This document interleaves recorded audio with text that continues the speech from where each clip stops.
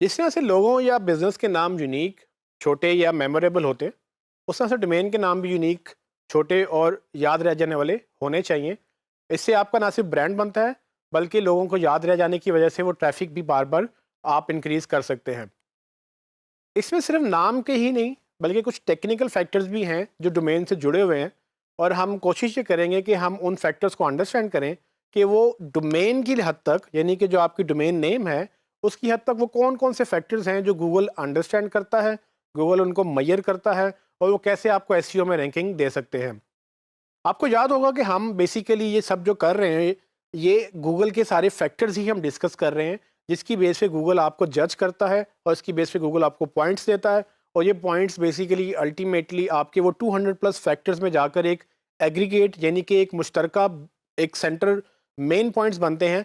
उसके बाद rank decide होता है कि कैसे आप नंबर 1 पे, नंबर 2 पे या किसी भी पेज पे रैंक नहीं करेंगे। तो ये सारे फैक्टर्स बहुत इंपॉर्टेंट हैं, और उनमें से हर चीज़ की अपनी अपनी खसूसियात हैं, अपनी अपनी करेक्टरिस्टिक्स हैं, जिसकी बेस पे हमें ये अंडरस्टैंड करना है कि कौन सी करेक्टरिस्टिक ज़्यादा इंपॉर्टेंट है, कौन सी कम इंपॉर्टेंट है, और कौन सी गूगल देखता है, कौन सी गूगल नहीं देखता है।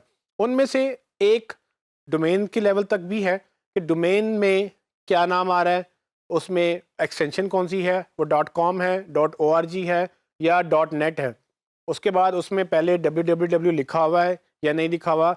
उसमें आपकी डोमेन में आपका नाम क्या आ रहा है, उसमें आपका कीवर्ड आ रहा है कि नहीं आ रहा। सारी चीज़ें वो चीज़ें हैं जो गूगल मैयर करता है, और मेरी कोशिश ये है कि हम इनको अलग अलग बारी बारी डिस्कस करें, अंडरस्टैंड करें, ताकि आप अपनी या अपने क्लाइंट की वेबसाइट डोमेन की हद तक पहले अच्छी रैंक कर सकें। लेकिन इसमें एक चीज़ याद रखनी है कि डोमेन के फैक्टर्स अक्सर आप चेंज नहीं कर पाते। कुछ हद तक चेंज कर पाते हैं, कुछ हद तक नहीं कर पाते। उसकी रीज़न मैं बता देता हूँ। रीज़न ये होती है कि जब भी आप किसी क्लाइंट के साथ काम करेंगे, ज़्यादा चांसेस ये हैं कि हो सकता है वो पहले से ऑलरेडी बिज़नेस रखता हो, उसने डोमेन ली हो, तो उस सूरत में आप उसको डोमेन चेंज नहीं करवा सकते।